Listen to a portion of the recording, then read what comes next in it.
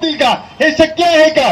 जर 50 वर्षाचं 75 वर्षाचं काम भरून काढायचे असतील त्याला 5-25 वर्ष 10-20 वर्ष 10-15 वर्ष तरी कमीत कमी लागतील. कारण एवढे कामं उरलेले आहेत, एवढे कामं राहिलेले आहेत आणि हे राहिलेले कामं आमदार श्यामसुंदर शिंदे इथं आज करत आहेत.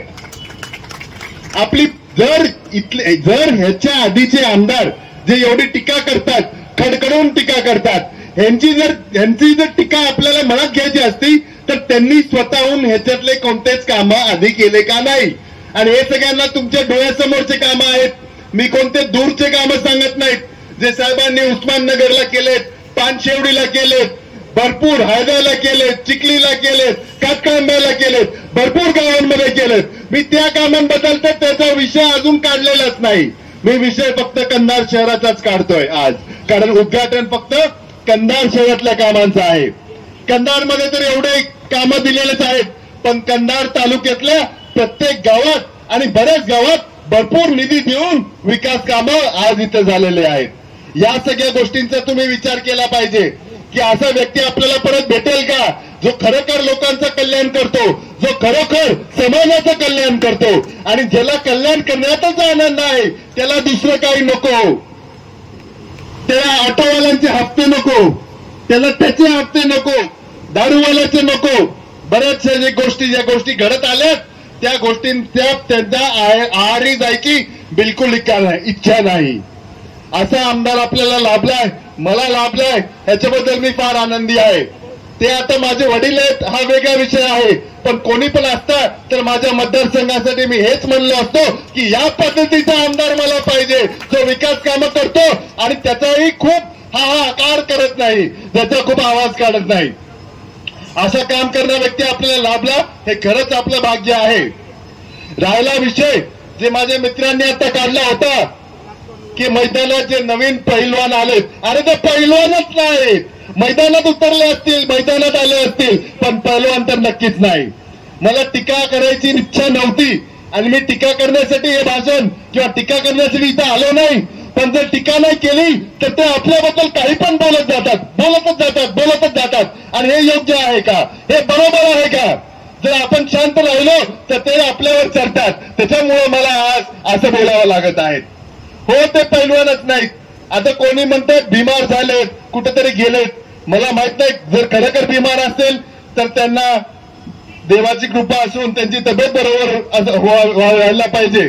पण बिमार जर नसतील, काही सांगता येत नाही, ते पण नाटक करत असतील. जेव्हा काही वेळ येते, लोकांना मदत करण्याची वेळ येते, तेव्हाच ते गुल होतात. त्यांचा गुल होण्याचा खूप एक छान प्रकार आहे. गुल काही झालं तर गुल. कुठे गेले? पुण्याला गेले. कसं ते जातात पुण्याला?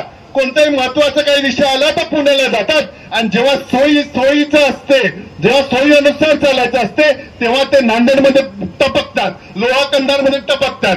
कसं तुम्ही लोह्यामध्ये टपकता? कसं कंधारमध्ये जेव्हा पाहिजे तेव्हा टपकता आणि जेव्हा वेळ अवघड होते तेव्हा तुम्ही गायब होऊन जाता? हा का आहे, का चालू आहे, ह्याचं आम्हाला पण उत्तर द्या. तुम्ही टीका एवढ्या जोरजोराची करतात. एवढे 20-25 वर्ष तुम्ही कुठे होतात?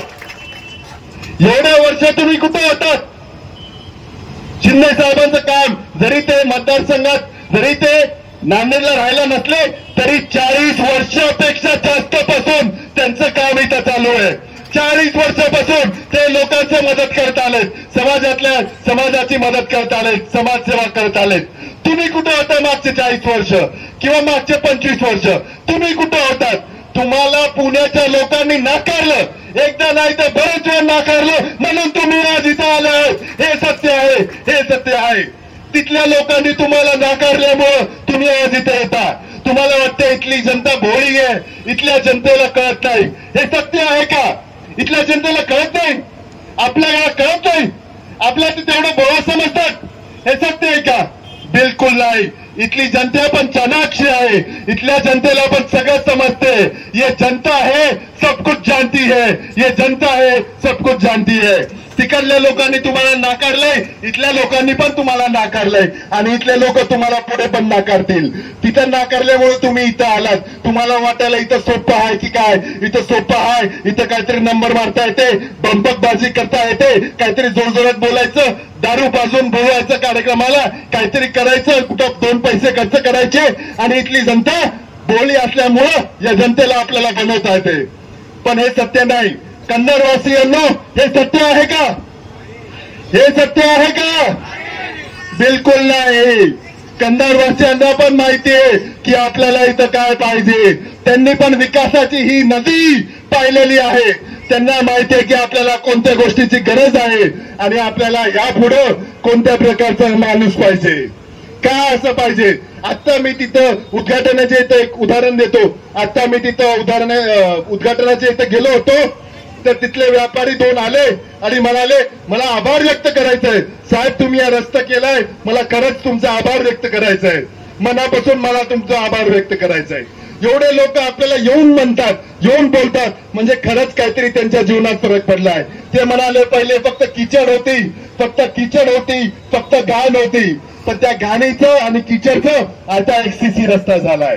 काही जणांचे प्लॉट होते, प्लॉटला किंमत नव्हत्या, कारण ते फक्त किंमतीचा विषय नाही, त्या प्लॉटला काही व्हॅल्यू म्हणजे त्या प्लॉटला काही हेच नव्हतं, उपयोगच नव्हता, कारण रस्तेच नव्हते. त्यांना राहायला त्रास व्हायचा, निघायला त्रास व्हायचा, घराच्या बाहेर निघायला त्रास व्हायचा. पण आता शिंदे साहेबांनी असे रस्ते करून दिलेत की ते एवढं चांगलं झालंय, तो रस्ता चांगला झालाय, त्यांचे प्लॉटमध्ये त्यांना राहता येते आणि अशा समस्या सोडवल्या आहेत. ही एकच समस्या नाही, ही एकच समस्या नाही. साहेबांनी रस्ते केलेत, तर आता तो हॉस्पिटल केलाय. कोणी कोणी पाहिलंय तो हॉस्पिटल? कोणी कोणी कन्नडचं हॉस्पिटल, नवं हॉस्पिटलची इमारत पाहिलीये? काय अशी इमारत कन्नडमध्ये आतापर्यंत होती का? कोणाची हिंमत? बसा बसा बसा बसा बसा. करत नाही आणि तशा पद्धतीचं काम श्यामसुंदर शिंदे साहेबांनी केलेलं नाही. पूर्ण मतदारसंघामध्ये कित्येक कामं मी जसं सांगितले की पुलं, रस्ते, गोडाऊन्स, लाईटचे उपकेंद्र, वीजचे उपकेंद्र, तलाव आणि जो विष्णुपुरीचा प्रकल्पाचं पाईपलाईनचं जे 160 कोटीचं मंजूर करून आणलेलं. आणि आता याच्यामध्ये भरपूर काम आहेत. वाटलं तर तुम्हाला मी कॉपीज देते, कारण एवढे सांगत बसलं तर परत 10 मिनिटं जातात. पण असं कुठलंच गाव शिल्लक नाही की पहिले जिथं 5-10 लाख रुपये निधी मिळत होता तिथं 1-1 कोटी, 2-2 कोटी, काही गावात तर 4 कोटी पर्यंत निधी गेलेला आहे. आपल्या जवळचं एक उत्तम उदाहरण द्यायचं म्हणजे पानशेवडीला. तुम्हाला माहिती आहे की पानशेवडीला मी जेव्हा गेले तेव्हा त्यांनी सांगितलं की असेच पेपर दाखवले आणि सांगितलं ताई 76 साली ही PAC मंजूर आहे, पण आतापर्यंत कोणीच केलेली नाही. तर ती PAC 13 कोटी रुपये खर्चून आमदार श्यामसुंदर शिंदे साहेबांनी ती मंजूर करून आणली आणि तो दवाखाना पूर्ण झाला. त्याला 52 गावचे लोकांची अटॅचमेंट आहे, म्हणजे 52 गावं त्याला अटॅच आहेत. ते तो दवाखाना महिलांसाठी आहे. तर माता भगिनींची आजूबाजूच्या सगळ्या त्यांची सोय तिथं झालेली आहे. जेव्हा मी तिथं पानशेवडीलाच परत गेले आणि तिथं एक माणूस मेलेला होता, मातीला गेल्यानंतर असं प्रेत आणलं आणि मध्येच ठेवलं. तर मी म्हणलं इथं का ठेवलं, इथं म्हणजे आपण हे करणार आहोत का, हे माती इथं करणार आहोत का? ते म्हणे नाही ताई. मी म्हणलं का, मग का ठेवलं, पाऊस येतोय, लवकर आटोपायला पाहिजे. तर म्हणे नाही, पुढचा नाला वाहून गेल्याशिवाय आम्हाला तिकडे जाता येत नाही. म्हणजे स्मशानभूमी तिकडं, सगळी शेती तिकडं आणि गाव इकडं. तशा परिस्थितीत जे जे आम्हाला माहिती झालं, मला ते माहिती झालं. मग तिथं काय करावं लागते तर पूल कम बंधारा आणि आंधळा मागतो एक डोळा देव देतो 2 म्हणल्यासारखं 2-2 पूल तिथं मंजूर करून आले आणि दोन्ही पूलचं काम तिथं झालं. तेव्हा त्या स्मशानभूमीत जायला त्यांना सोपं झालं. असं जी जी कामं आम्हाला माहिती झाली ती कामं आम्ही ताबडतोब मार्गी लावण्याचा प्रयत्न केला. आणि आत्ताही मी तुम्हाला सांगते की पुन्हा आम्ही आमदार झालो, होणार 100%, त्याच्यात काही शंका नाही आहे. पुन्हा आम्ही आमदार झालो तर आम्हाला जो डोळ्यापुढे आलेला प्रश्न कन्नडचा आहे तो म्हणजे कन्नड शहराला 3 दिवसातून एकदा पाणी येतं. एवढी मोठी नदी असताना 3 दिवसातून एकदा पाणी येतं हे खूप ऐकल्यानंतर खूप वाईट वाटलं. नक्कीच ती पाण्याची योजना आपण आउट ऑफ वे जाऊन मंजूर करून आणू. 200 कोटी रुपयाची ती योजना आहे.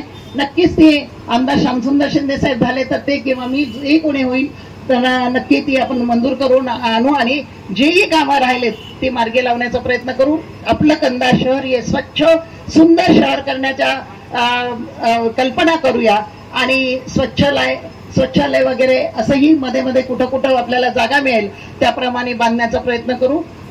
बरीच कामं अर्धवट राहिलीत, ती पण कामं करूयात आणि जी आमच्या कामं आम्हाला लक्षात येतील. पण आजपर्यंत तुम्हाला माहिती असेल की कुणीही फोन केला तर मी आणि शिंदे साहेब उचलतो आणि त्यांचे प्रश्न सोडवण्याचा, मार्गी लावण्याचा प्रयत्न करतो. आत्ताच हाडोळीचे लोक इथं आले होते, शेती त्यांच्याच शेतकऱ्यांनी अडवलेली असते पण ऐकत नाहीत.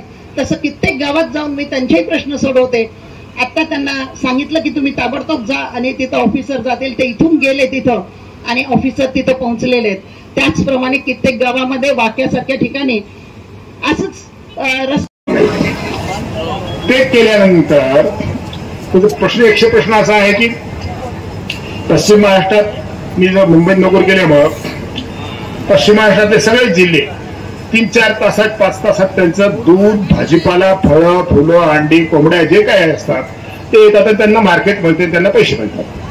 तीच परिस्थिती उत्तर महाराष्ट्रातले नाशिक, धुळे, जळगाव त्यांच्यात पण सगळ्या माल वगैरे काय असतो 3-4 तासात जातो. आपल्या इथला माल जायला 16 तास लागतात. तर त्या बाबतीत आपल्या राज्यातले 2 मोठे महान मोठे त्यांनी त्याचे खूप अभ्यास करून काही त्याचं सोल्युशन काढलेलं आहे. पूर्ण सिंचन झाल्यानंतर जो काय आमचा माल पिकेल, फळ असतील, भाजीपाला असेल, अंडी असतील, पोल्ट्री असेल, जे काय असेल ते सगळं कसं त्याला मार्केट मिळेल, पिकलं पाहिजे, पिकलं तर विकलं पाहिजे, विकलं तर त्याला चांगला भाव मिळाला पाहिजे आणि तो नगदी मिळाला पाहिजे, याच्या दृष्टीने प्रयत्न करायचे.